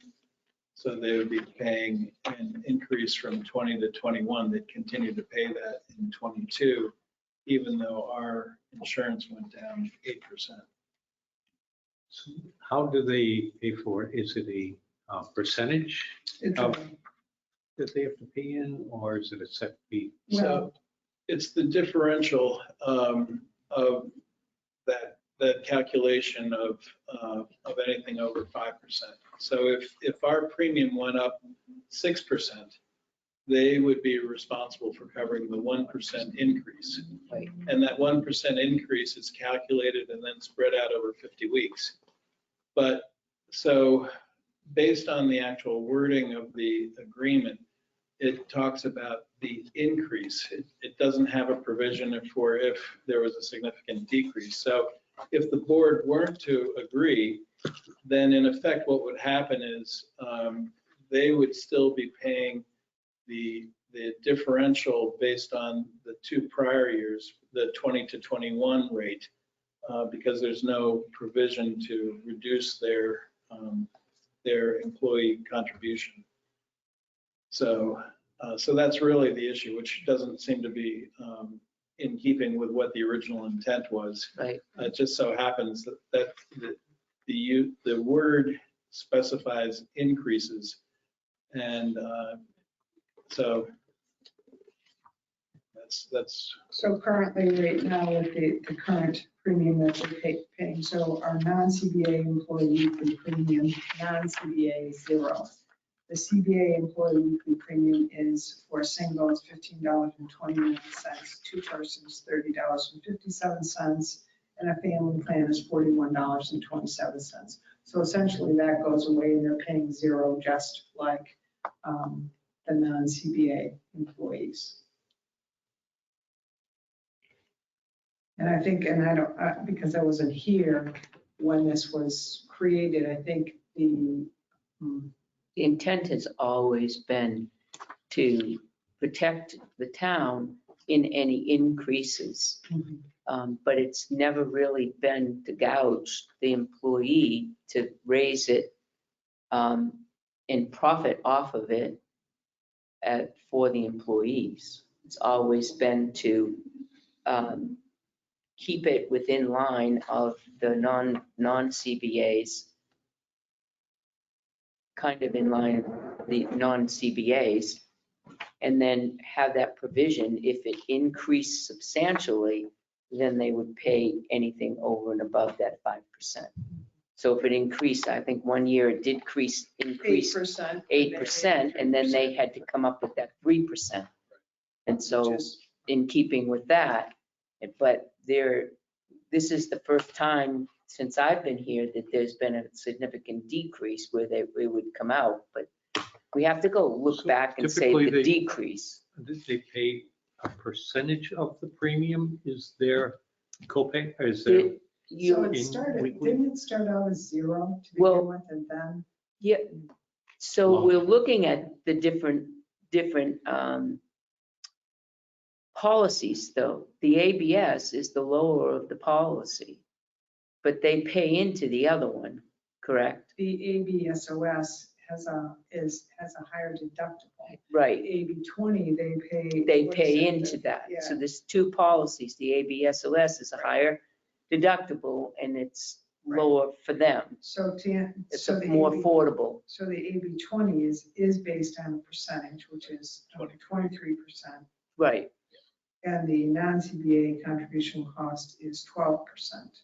So when you're asking about a percentage, unless Tim tells me different, it's not calculated as a percentage, it's calculated as a number over that.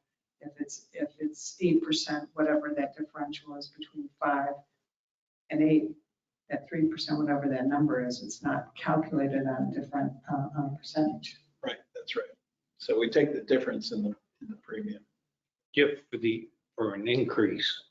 on the So- on that policy. On that particular type of plan. And Right. also that plan is one that, because the way it's formed, the town does contribute a quarter of towards their total out of pocket. And that's both for non-CBA. So I guess my question is, let's say the price of the policy is $100 and they pay 15%, would be $15.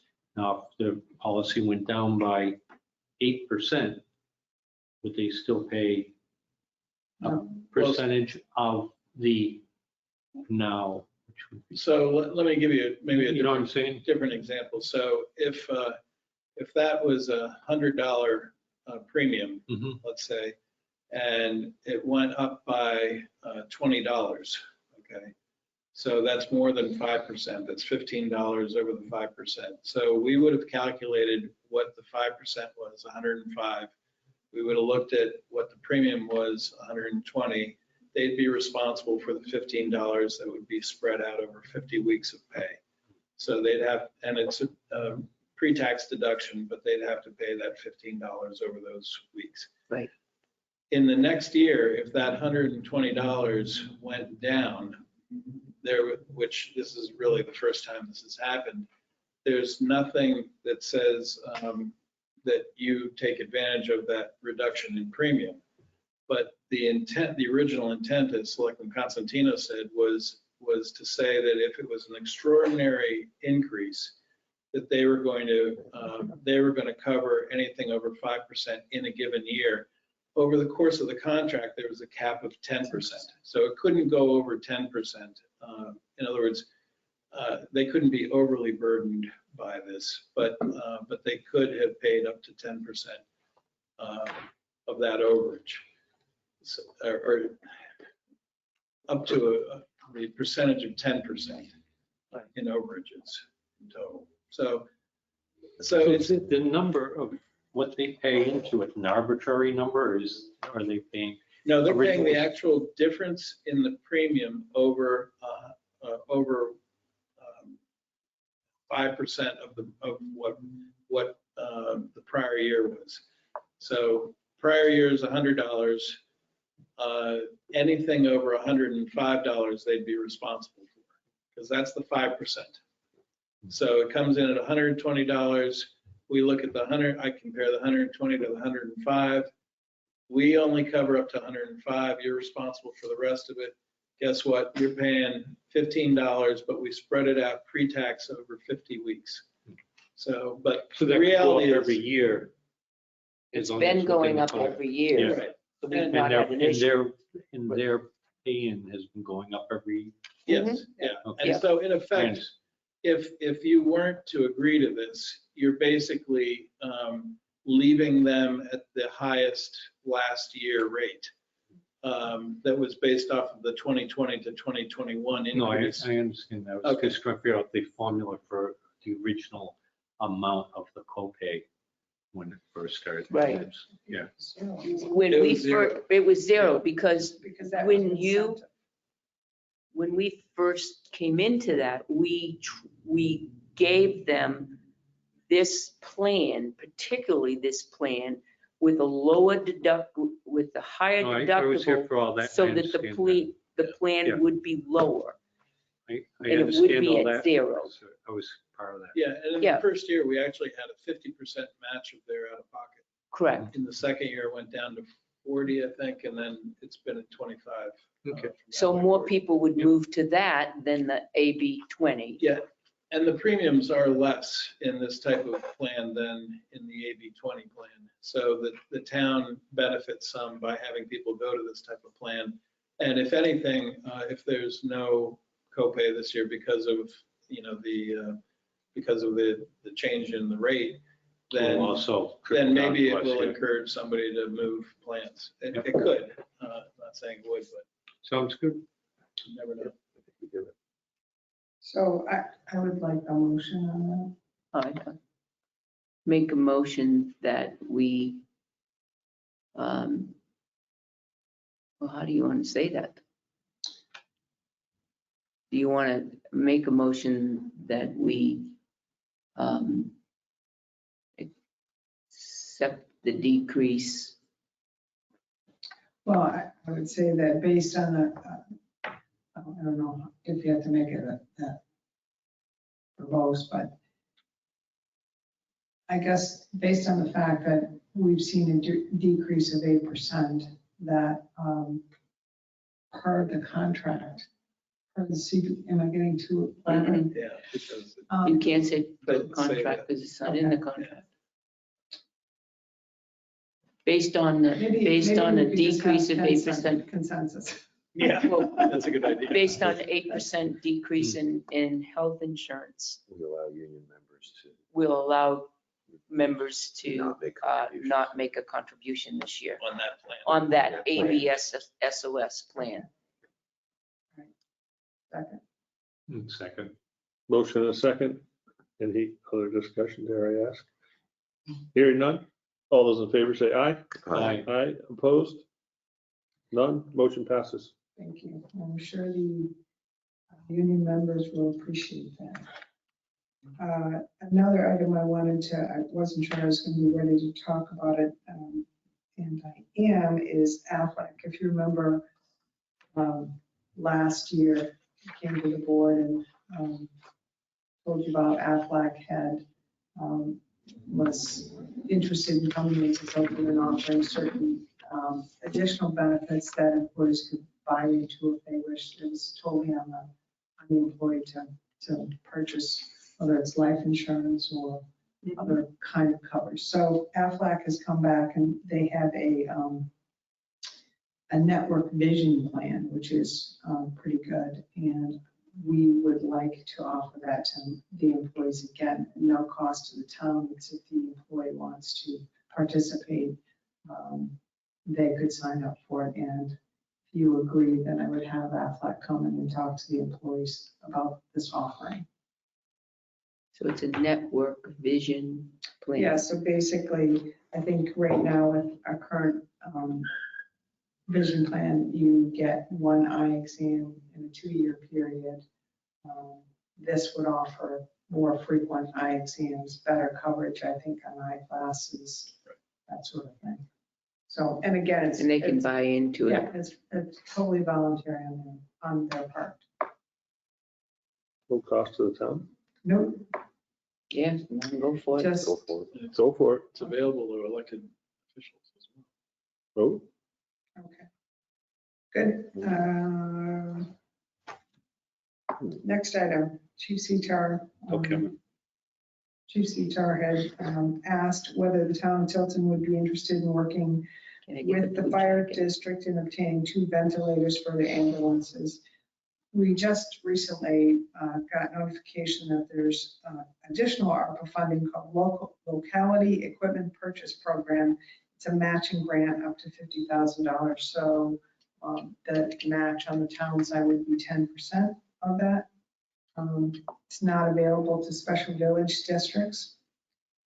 I asked the chief if Northfield would be participating, and he advised that he's waiting to hear back from them. They meet next Tuesday, and he'll know at that point.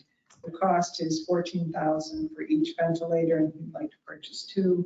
So I told him I would bring it forward to the board for your consideration. I would expect that you'd want to hear if Northfield's going to participate. So I'm gonna recuse myself on this one because So, I'll be back.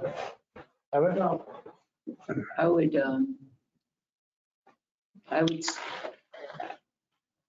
I really think that I'm all for it, but I'd like to see what Northfield does first. Maybe we could each purchase one. Agree. Agree. so they're meeting next Tuesday, so the next time we meet, we'll have an answer. Okay, super. So the consensus has it that we're in agreement that we would like to do that, but would like to see what Northfield's doing it. Okay, So that's consensus. perfect. Next item is the surety release for MD Tractor Cold Storage. The document was in your FYI file. The land use coordinator prepared a memo to the board requesting the surety release in the amount of $6,727.50 for Huma Realty. Keach Nordstrom inspected the property on October 20th, 2021, and found the site to be in good condition. All improvements associated with the work around the cold storage building have been satisfactorily completed. So I'm looking for the board to make a motion. I don't know who has that document to release the balance. John does.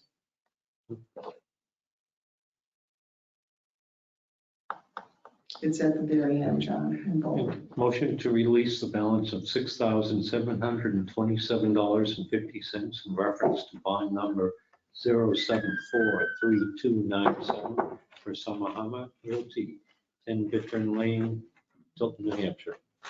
Ruggles second. We have a motion and a second to release the balance of $6,727.50 in reference to the bond 0743297 for Huma Realty in Tilton, New Hampshire. Any discussion? All those in favor? Aye. Aye. Aye. That's a unanimous. You're on, Eric.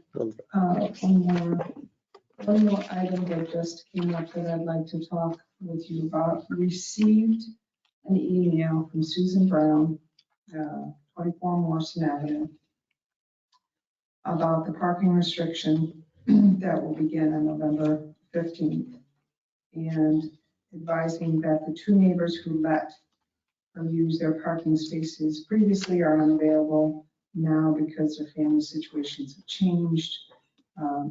She has no place to park. And And where is this now? Oh, okay.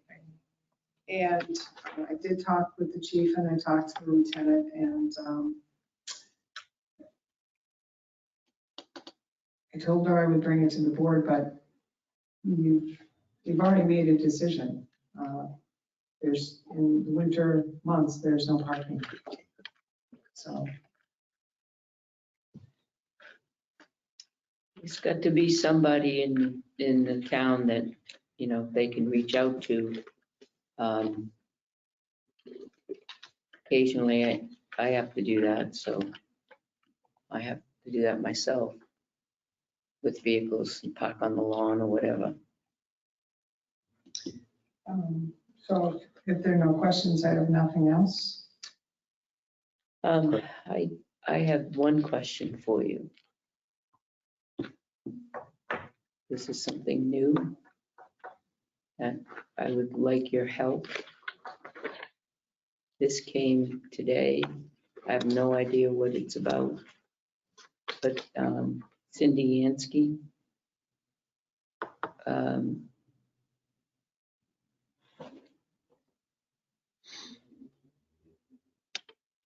reached out to me today. Cindy Yansky is the mobilization person, what we talked about with the senior bus. And reached out to Jane and I. She had just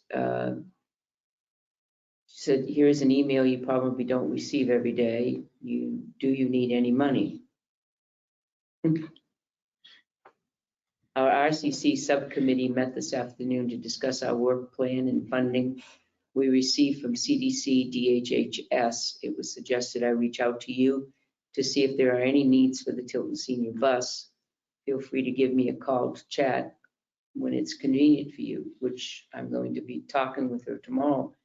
But I thought in our back and forth, the funding, there's funding available up, it goes until, it's sustainable until 2023. So I thought maybe you could help me put our heads together to see what we could do with with some type of monies coming in for the bus, So, even if it were a stipend for our volunteers. so I guess I would need to know more about it. You're meeting her tomorrow. And you'll Yeah. get back to me. So would you help? I don't know what that means. Well, just sort of just bounce ideas, just Okay, bouncing yeah. ideas off. Absolutely. Yeah. Just bouncing ideas off, because it just came in just before. No, it's sort of like you have grant money that comes through, and grant money only lasts for 2 years, and you don't really want to make a commitment to the town if it only lasts for 2 years. Then how are you going to sustain it after 2 years? You know, kind of hard to do that. But it's nice to know this money's available. I like money coming into Tilton. You need tires or anything like that? Well, that's what we're going to talk about, what is available, you know, what it's about. Because tires, you name it, I mean. Second bus, Trade that one in. second one. But. Anything else? All right. There's just one thing I was going to mention under my reports. For the first time, I got a text message about my registration on my vehicles. I clicked on it. I filled out the form, used my charge card. Sunday night at like 8 o'clock. Tuesday morning, I had registration at my house. How easy could that have been? It was just amazing. It's great. Yeah. And the stuff in the mail is great. And it was just right there. So I want to thank, I know you were part of putting that together, or the software, or in Avatar. our, Oh, I haven't tried that. our Nice. So, yeah, thanks to Avatar and Are we going into Our- non-public so we can have birthday cake? our, Apparently, in our town clerk tax collector's office for I processing. think somebody's trying to avoid it. All right. It's my I make sense. Filibuster. I make a motion to enter non-public session for RSA 91-A:3, Roman numeral 2A, the dismissal, promotion, or compensation of any public employee, or the disciplining of such employee, or the investigation of any charges against him or her, unless the employee affected, 1, has a right to a public meeting, and 2, requests that the meeting be open, in which case the request shall be granted. And RSA 91-A:3, Roman numeral 2B, the hiring of any person as a public employee. We expect to be back in the public session approximately 8 PM. Do I have a second? Ruggles second. Roll call vote. Constantino, yes. Pyra, yes. Ruggles, yes. Scanlon, yes. We are in non-public session at 6:52 PM. This conference will now be recorded. All right. Make a motion to seal the minutes of the non-public minutes of November 4th, 2021, because the reasons justifying the need for the non-public session still remain. Second, All those in favor say aye. aye. Aye. Opposed? None. Motion passes. The time being 8:38. Is there any new business to come before the board this evening? God has some. Scott? Motion to adjourn. Second. All those in favor say aye. Aye. Aye. We are adjourned at 8:39.